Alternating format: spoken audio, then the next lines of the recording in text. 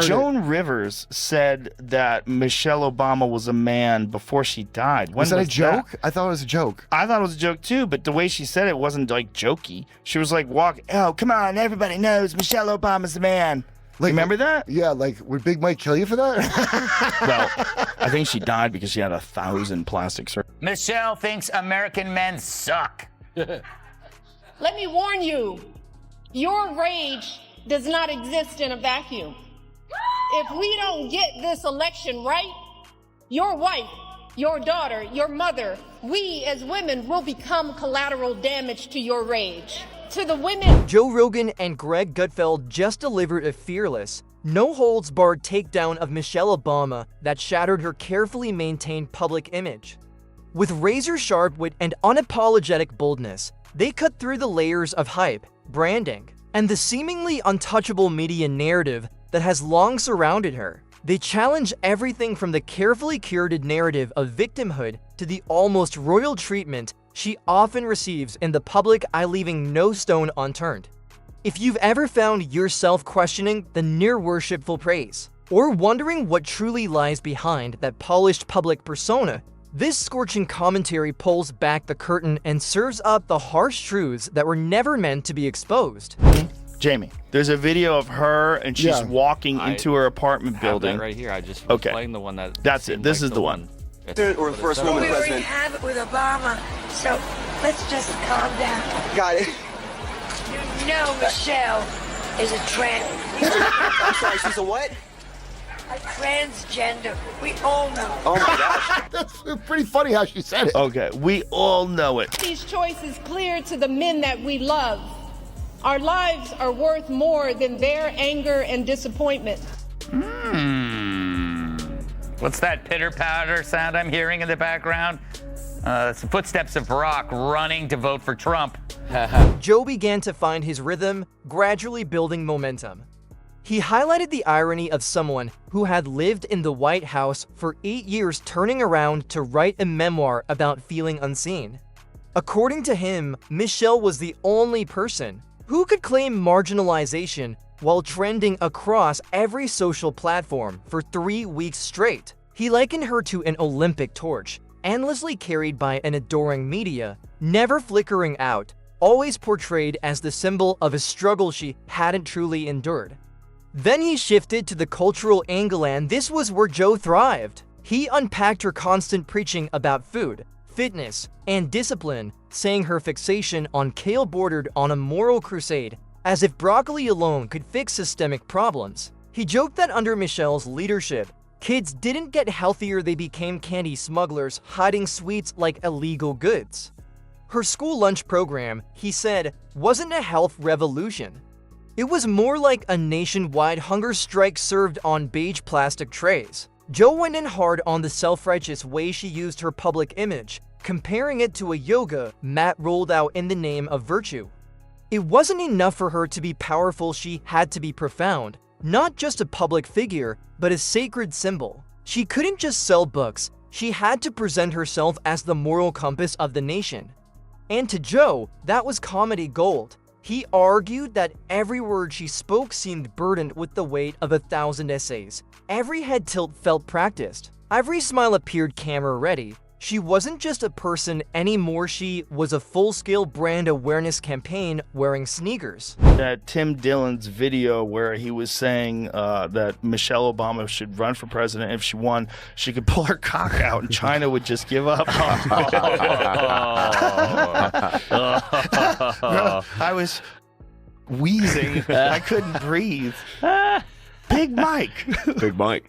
Are you enjoying this video? If you are, be sure to subscribe to the channel and hit the bell icon so you never miss an update. Joe Rogan started off slowly, like a lion stretching before the hunt. He didn't need to roar, just offered a slight grin, took a sip of something strong, and gave a knowing headshake that said, "This is going to be fun." To him, Michelle Obama wasn't just a political figure. She had become a full-blown brand, a polished product, an algorithm tailored for mass appeal, a high-end motivational speaker dressed up as a revolutionary. Joe dove into how every one of her appearances felt more like a TED Talk fused with a Lululemon ad than anything remotely political. It wasn't about policy, it was about presentation, not leadership, but lifestyle. Even if they run Michelle. According to a new poll, Michelle Obama isn't as strong a Democratic candidate against former President Donald Trump as many Dems would have you believe. In a hypothetical matchup, my favorite kind. Trump wins with 47% of the vote compared to Michelle Obama's 44%. I guess some of the kids whose school lunches she ruined are finally old enough to vote. He described her Netflix specials, podcast debuts, and sold-out stadium tour as the most impressive political rebranding campaign ever seen. According to Joe, the former First Lady wasn't simply testing the waters of public life again, she was premiering an entirely new season of her political show. In his eyes, she had become a walking hashtag, a carefully crafted mix of motivational sound bites and finely tuned dissatisfaction. Joe pointed out her remarkable ability to speak about hardship while seated in the lavish comfort of a multi-million-dollar estate. Joe Rogan is calling out Oprah and Michelle Obama for hypocritical speeches at the DNC. Watch. She's up there talking about income inequality. Like, hey, lady. Yeah, I know. You're rich as like, how is that equal? And also, when Michelle Obama was saying, you know, I think she was saying her mother or grandmother was always suspicious of people who took more than they needed. Yes. Like, you are worth so much money. Take more than they need. The Obamas have 4 mansions. He wasn't finished. Joe zeroed in on her constant narrative of hardship and adversity, calling out the irony of such messaging coming from one of the most privileged women in modern America. He likened it to watching a duchess deliver a TED Talk on the struggles of being glamorous. In Joe's view, her definition of trauma seemed to involve things like poor lighting at a book signing. And the media, they couldn't get enough. They applauded every word as if she were delivering the Gettysburg Address, only this time, it was wrapped in kale chips. Michelle Obama surprised fans on our new podcast by saying her pet peeve about her husband is that he's chronically late. For example, we're still waiting on him to admit he's from Kenya. And as for Barack's pet peeve about Michelle, he's mad that she keeps leaving the toilet seat up. When she cleans it. Joe began to find his rhythm, gradually building momentum. He highlighted the irony of someone who had lived in the White House for 8 years turning around to write a memoir about feeling unseen. According to him, Michelle was the only person who could claim marginalization while trending across every social platform for 3 weeks straight. He likened her to an Olympic torch, endlessly carried by an adoring media, never flickering out, always portrayed as the symbol of a struggle she hadn't truly endured. Then he shifted to the cultural angle, and this was where Joe thrived. He unpacked her constant preaching about food, fitness, and discipline, saying her fixation on kale bordered on a moral crusade, as if broccoli alone could fix systemic problems. He joked that under Michelle's leadership, kids didn't get healthier, they became candy smugglers hiding sweets like illegal goods. Her school lunch program, he said, wasn't a health revolution. It was more like a nationwide hunger strike served on beige plastic trays. Joe went in hard on the self-righteous way she used her public image, comparing it to a yoga mat rolled out in the name of virtue. It wasn't enough for her to be powerful, she had to be profound, not just a public figure, but a sacred symbol. She couldn't just sell books, she had to present herself as the moral compass of the nation. And to Joe, that was comedy gold. He argued that every word she spoke seemed burdened with the weight of 1,000 essays. Every head tilt felt practiced. Every smile appeared camera-ready. She wasn't just a person anymore, she was a full-scale brand awareness campaign wearing sneakers. Everybody having a good time. The country's almost back to normal before World War III.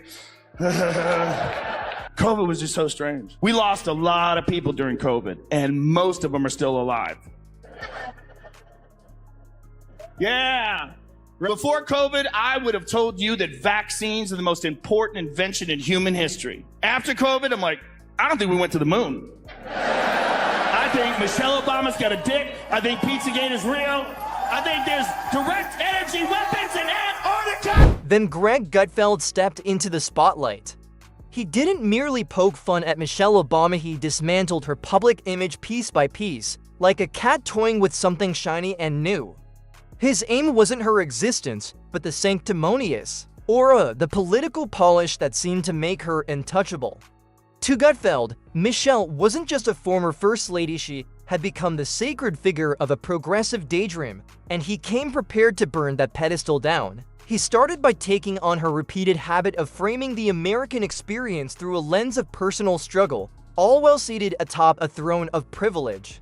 In Gutfeld's eyes, Michelle had transformed grievance into its own genre. Her speeches, he said, felt like a strange hybrid of self-help sessions and political rallies, all anchored by the same underlying message: America is tough even for someone like me. And Greg couldn't help but laugh, as he put it, if being a best-selling author, Ivy League graduate, and political icon still isn't enough, then what is? He took jabs at how the media elevated her words, as if they had been etched into stone tablets. If Michelle so much as stumbled on a step, Gutfeld joked, CNN would dedicate an entire segment to the symbolic weight of oppression. She was never allowed to be simply wrong, only misunderstood, never criticized, only celebrated. And to Gutfeld, it was all a performance propped up by the kind of protective armor usually reserved for celebrities. And Michelle Obama has openly admitted that she and Barack sleep in separate bedrooms. Here's how it works. She sleeps downstairs and he likes men. Chinning. The weather. Let's do a monologue. Michelle Obama's new podcast is off to a slow start, ranked at number 34 on Spotify. In her defense, most people don't like her.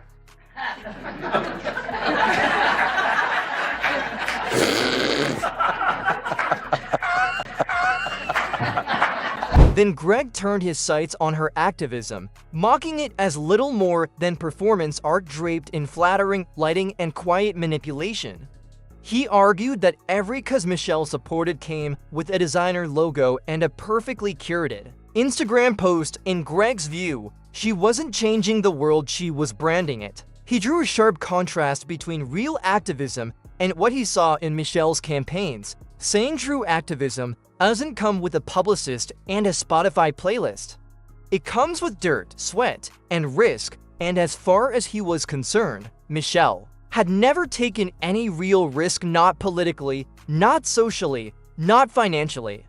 He didn't spare her memoirs either, describing them as the literary equivalent of being trapped at a cocktail party with someone trying to teach you about resilience, while sipping a $400 glass of wine. Each chapter, he said, oozed with polished nostalgia and carefully disguised humble brags passed off as hardship.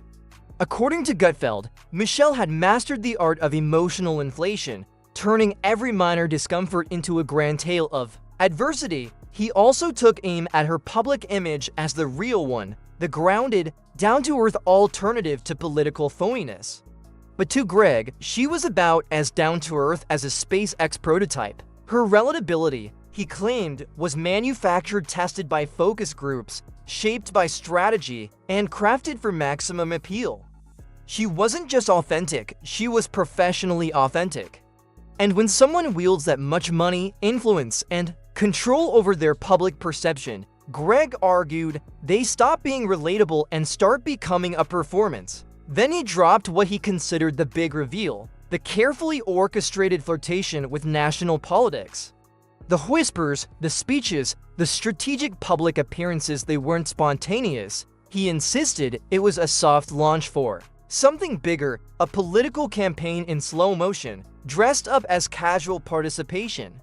Gutfeld called it the most glamorous sneak attack in American politics and warned that if people couldn't see it coming, they simply weren't paying attention. The rumors surrounding the Obamas kept gaining traction, and as Gutfeld sarcastically noted, maybe they'd eventually settle it like men. He went on to say that Michelle was the ultimate dream candidate for the left, not because of her policies, but because of her aura, her charm, her tone, and the story she represented. She could promote a platform without ever defining it, offer hope without laying out a roadmap.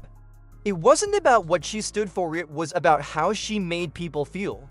And in Greg's opinion, that wasn't leadership, it was pure marketing. Then Joe rejoined the discussion with another barrage of jabs. He compared her to a self-help guru protected by a Secret Service detail, someone who had perfected the ability to say everything and nothing at the same time. Her speeches, he said, were so vague they could apply to any time, any cause, and any audience without ever taking a solid stand. It was, in his words, like trying to grab fog wrapped in a Gucci jacket. Joe argued that Michelle's influence didn't come from the substance of her message, but from the silence surrounding her. She wasn't dangerous because of what she said. She was dangerous because people were afraid to question her. In a society that needs skeptics, he said, she was treated like a saint, shielded not by her accomplishments, but by fear of scrutiny. Then, to underscore the contrast between public image and private hesitation, a clip resurfaced where Michelle herself admitted she hadn't initially supported Barack's presidential run. She recalled how none of them had really expected it to happen and how she had to be talked into the idea. "We knew Barack was smart and ambitious," she said, Greg but I wasn't was done. like, no, He laughed at how no Ellen's way. show slowly morphed. The only thing scarier than getting called to Ellen's office was Rumors continue to escalate for the Obamas. Hopefully they can settle it like men.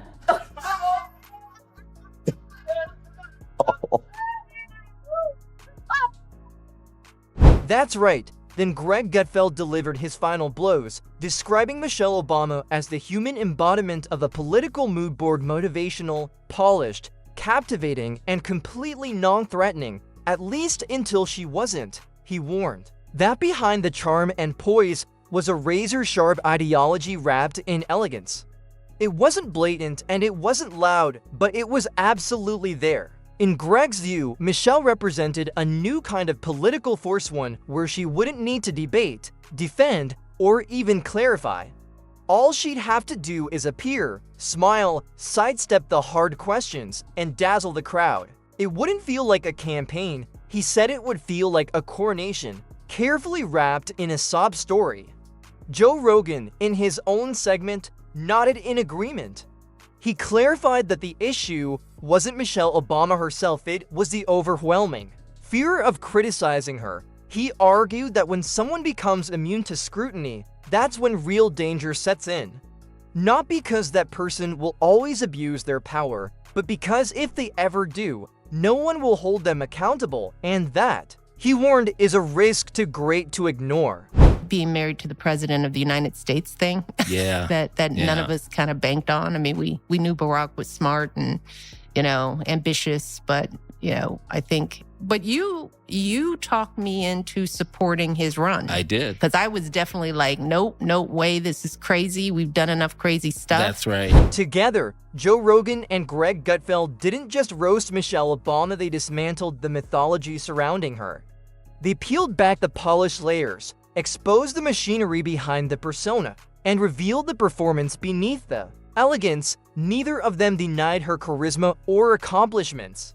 They simply refused to let those qualities become a shield against criticism. To them, Michelle Obama wasn't just a former first lady, she was a carefully curated symbol, protected by a culture unwilling to question her. Joe Rogan took it a step further, highlighting the strange irony of someone with such an impressive resume still casting herself as the underdog. He said watching her play the underestimated role was like watching the winner of a marathon complain that they didn't get enough applause at the finish line. The narrative of being constantly overlooked had, in his eyes, become a repetitive chant, despite the fact that she had the media, Hollywood, academia, and the publishing world wrapped neatly around her perfectly manicured finger. Joe mocked how every one of her public appearances was treated as if it were a moment of cultural enlightenment, likening it to the roaring crowd at a UFC fight erupting in applause for a yoga instructor doing shadow boxing. One thing that the girls would do at Barack was to go stand next to him when he pardoned this turkey. Yes. And it was cute when they were little, but as they got older, you could see on their faces in the shots of just them thinking, I would just poke my eyes out. Just right now, just get me out of here. I'm standing with my father telling these stupid jokes, next to a turkey. According to Joe, the real drama wasn't in Michelle Obama's words, it was in how desperately people wanted to feel inspired by them. Even when her message was as light and airy as an overpriced wellness podcast, the emotional response it triggered was intense. Greg Gutfeld jumped back in with renewed energy, calling Michelle the ultimate political safety net, a figure so protected by public sentiment that even mild criticism could spark a national meltdown. Together, they laughed at how a simple hint from Michelle about a possible presidential run could send journalists into a frenzy, as if a royal baby had just been born. To them, the idea of her becoming president wasn't outrageous, it was the most obvious, slow-moving reveal in recent political memory. But if the crown was on its way, they made it clear they weren't going to sit back quietly. They wanted to remind everyone that behind the polished glow and cultural reverence stood a real person, someone who, like any public figure, should be open to honest scrutiny, not shielded by manufactured perfection. I will not run for president. Yeah, I've heard you say I think Michelle should run. She could win. She could win, I think. I think if she ran, she could win. Do you ever run for office? No. I have to ask you. No. No kind of office? No. I don't think she wants that, though. No, I don't think she wants that in her life. The bull that they dealt with over the 8 years when he was president. Because I've got these 2 young people at home. Being the kids, the daughters of a president, just think about it. Not so easy. That job for anybody that really good at it. Yeah, I trust the person who doesn't want the job more than the person who wants the job. It's not something that I'm interested in or would ever do, ever.